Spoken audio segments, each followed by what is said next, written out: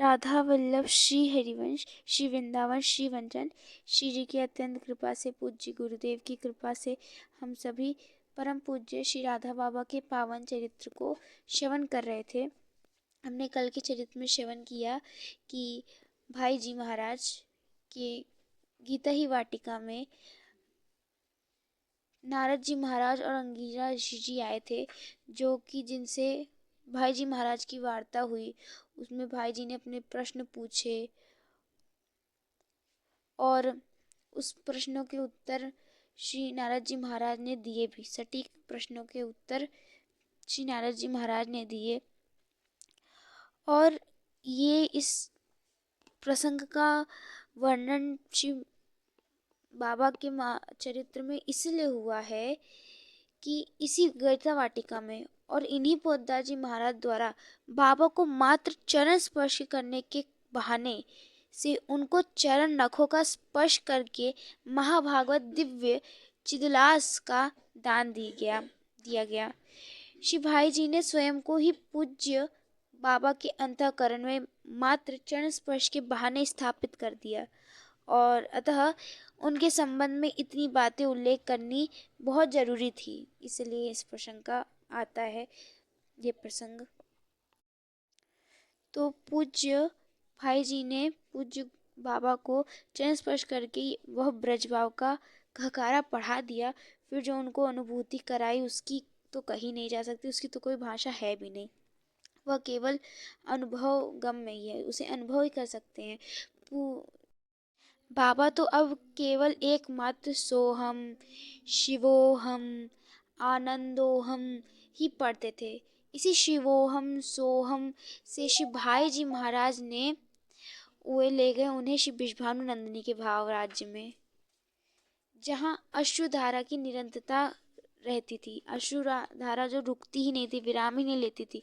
भाई जी ने बाबा को घन आनंद, खंड आनंद, मात्र आनंद, केवल आनंद, आनंद ही आनंद के राज्य में, अनादि और अंत रहित क्रंदन के राज्य में, रोने वाले राज्य में प्रवेश करवा दिया।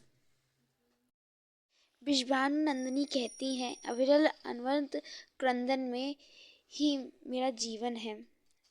कहती हैं, कोई बिरला होता है जो लेता समझ से प्रियतम है सुख अचिंत हम दोनों के, हंसने उसे रोने का प्रियतम। जय जय प्रियतम, जय जय प्रियतम, जय जय प्रियतम, जय जय प्रियतम।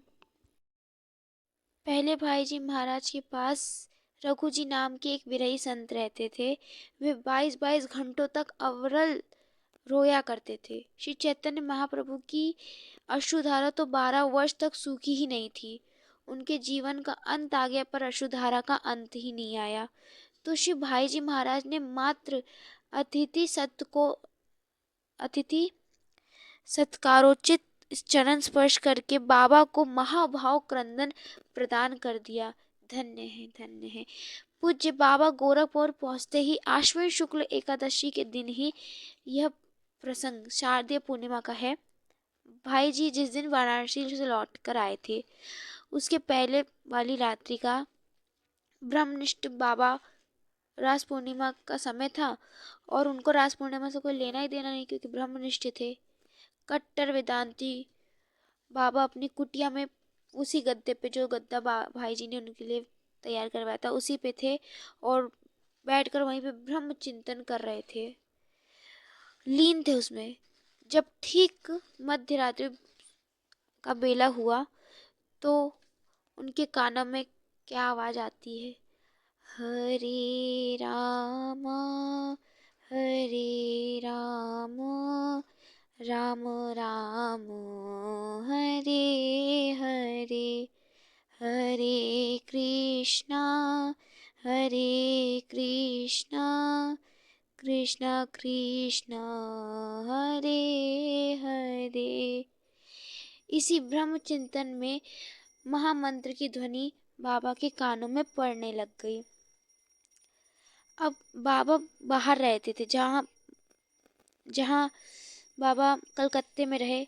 वहाँ इतने लोग रहते थे जो उन्हें गाली गलौज करते थे, परंतु उन्हें कभी भी विक्षेप नहीं हुआ। परंतु जैसे ही महामंत्र सुना, जो ब्रह्म चिंतन हो रहा था वो टूटने लग गया, वो नहीं हो रहा था। केवल महामंत्र की ध्वनि से उनका जो मन है वो हटने लगने लग गया। तो महामंत्र की इस मनोरम मधुर सुरीली ध्वनि ने जो था वो बाबा को ब्रह्म चिंतन से हटाकर अपनी ओर आकृष्ट कर लिया। यह स्वर लहरी किस दिशा से आ रही थी, कौन गा रहा था, उसको जानने के लिए बाबा का मन चंचल हो रहा था। इतना ही नहीं, इस मधुर ध्वनि के साथ बाबा भी स्वयं गाने लग गए। बाबा का स्वयं का कंठ बहुत ही मधुर था, हमने सुना है। उस गायन के साथ साथ जो ही बाबा ने गाना प्रारंभ किया, उनके नेत्रों से अश्रु बिंद टपकने लग गए। इतना ही नहीं, इन टपकते बिंदुओं के ने कपोलों पर प्रवाह का रूप धारण कर लिया। झरझर नेत्रों से अश्रु बह रहे हैं। तो बाबा की ये भावमयी स्थिति लगभग 15 मिनट तक रही और इस स्थिति का प्रभाव घंटों से बना रहा। यहाँ तक दूसरे दिन भी वो परम भावुक बने रहे। बाबा सोचने लग गए, ये मुझे कैसा विक्षेप हो गया है। मेरी तो हर समय समिष्ट आनंद, समिष्ट चेतन में ही स्थिति रहती थी। अब क्या हो रहा है? संन्यास लेने के पश्चात पिता माता के विकल रुदन से भी मेरा जो मन था वो कभी भी इधर उधर नहीं हुआ, लेकिन आज क्या हो रहा है?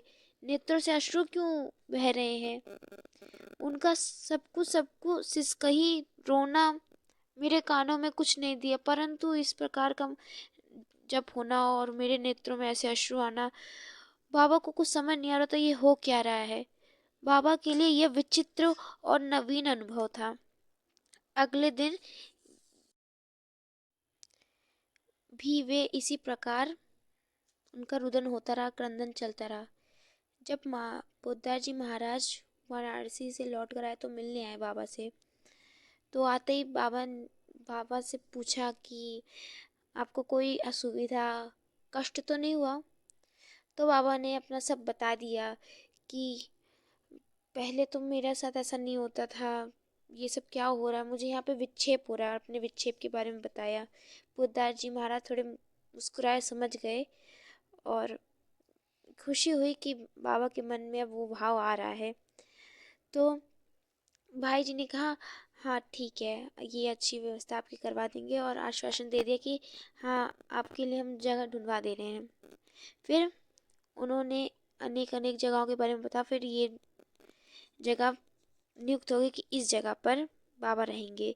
कहाँ पर निवास करेंगे? बाबा निवास करने के लिए राप्ती नदी के किनारे श्री हनुमानगढ़ी वाला स्थान निश्चय कर लिया गया। गोरखपुर राप्ती नदी से के तट पर ही बसा हुआ था। नदी के किनारे श्री हनुमानगढ़ी का एक निर्जन और नीरव मंदिर। गीता वाटिका गोरखपुर के उत्तरी छोर पर है, तो श्री हनुमानगढ़ी दक्षिण छोर पर। यहाँ श्री हनुमान जी का साधारण सा मंदिर है। गढ़ी के एक कमरे में पूज्य बाबा के आवास का व्यवस्था करवा दिया गया। नदी के तट पर यह एकांत स्थान बाबा को अतिशय रुचिकर लगा। उनके लिए प्रिय स्थान था क्योंकि वहाँ पर एकांत थे वो। तो बाबा गीता वाटिका से हनुमानगढ़ी चले गए और श्री शेठ जी का आगमन अनेक कारणों से टलता गया। तो श्रीमद् भागवत जी की तो टीका लिखनी थी कुछ ही दिनों में। उस कार्य को कम से कम लग गया एक डेढ़ माह लग गया। वो बाद में फिर एक डेढ़ माह के बाद आरंभ हुआ श्रीमद् भागवत जी का लिखने वाला कार्य। इन दिनों बाबा सोहम शिवोहम आनंदोहम ओम ओम इन्हीं मंत्रों का जप करते थे। वे जप के समय ब्रह्म भाव में इतने तल्लीन हो जाते थे कि उनकी भिक्षा शहर से कौन लाता था, कब लाता था, उन्हें ये भी ध्यान नहीं रहता था। जो भी भिक्षा मिल जाती थी, मतलब जो भी कोई भिक्षा लाता था वो चुपचाप कमरे में थाली सरकार देता और बाबा उसको वैसे ही पा लेते और भोजन पाने के बाद, भिक्षा पाने के बाद उस थाली को धोकर पी लेते और फिर उस थाली को मल कर चुपचाप बाहर रख देते थे। और जल पीने के लिए, जल के लिए उनके पास एक कमंडल था जिसे स्नान करने के पश्चात वो धो लेते और राप्ती के जल को छान कर उसमें भर लेते लाते थे। ज्ञानमन की स्थिति लगभग चतुर्थ भूमिका में थी। प्रत्येक काल हर समय उसी आनंद में रहते थे, उसी आनंद में स्थित रहते थे। स्नान करते थे, शौच के लिए जाते थे, आदि जो भी क्रिया करते थे उसमें वे आनंद रहते थे। वो समझते कि ये स्वप्न में जो हो रहा है स्वप्नवत है, स्वप्नवत भी मात्र आनंद ही है, समष्टि चेतन ही है। ऐसी स्थिति में वे कभी कभी किसी समय सर्वथा अचिंत अवस्था में हो जाते थे। कोई चिंत मतलब कुछ नहीं। तब बाबा तब बाबा की कोई भी कार्य कर सकने की स्थिति भी नहीं रहती थी। श्री हनुमानगढ़ी के महंत जी देखा करते थे कि तेज धूप और जलती रेत में भी बाबा जब राप्ती के मैदान में शौच के लिए जाते थे तो घंटों अचिंत अवस्था में निष्क्रिय खड़े रहते थे। वहाँ कितनी तपती हुई धूप, कोई आम मनुष्य चला जाए उसको तो धूप लगेगी, वो भागना चाहेगा, परंतु बाबा वहीं पर खड़े रहते थे, उन्हें कुछ धूप लगती ही नहीं थी। शरीर हो जाता खराब लेकिन उनको नहीं फर्क पड़ता था। बाबा को जेल में विष दिए जाने के कारण पेट में आव हो गया था, तो उनको दिन में लगभग 4-5 बार शौच का जाना पड़ता था। जितनी बार भी वे शौच जाते थे, बार बार उनको स्नान भी करना पड़ता था। उनको अचिंत अवस्था में ब्रह्म रहित तेज धूप में राप्ती की रेत में घंटों खड़े देखकर महंत जी को बहुत कष्ट होता था, परंतु बाबा भी निष्उपाय थे और महंत जी भी मात्र स्नाभूति जन्य दुख प्रकट करके और कर ही क्या सकते थे। अचिंत अवस्था में कोई भी कार्य कर सकने की उनकी कोई भी स्थिति नहीं रहती थी। सारे आकारों का भी खुली आंखों वृत्ति अभाव कर देती थी। फिर वह वृत्ति भी अचिंत अवस्था में लीन हो जाती और केवल बोध स्वरूप आनंद घन ही रह जाता था। उन दिनों बाबा की शरीर को सत्य मानकर तो शरीर में स्थिति कभी होती ही नहीं थी उस समय। तो श्री जी की कृपा से अभी हम प्रसंग को यहीं पे विराम देते हैं। कल हम एक प्रसंग श्रवण करेंगे जहाँ पर पूज्य बाबा को श्री कृष्ण जू के दर्शन होते हैं, वो वाला प्रसंग कल हम श्रवण करेंगे। लाडली जू की अत्यंत कृपा से अभी हम यहीं पे विराम देते हैं। पूज्य सद्गुरुदेव भगवान की कृपा, श्री लाडली जू की कृपा, समस्त संत हरि भक्तों की कृपा हम सभी पर बरस रही है और ऐसी ही कृपा हम पे बरसती रहे। हम श्री जी से यही प्रार्थना करते हैं और तब तक के लिए आप सभी भक्तों को राधा वल्लभ श्री हरिवंश।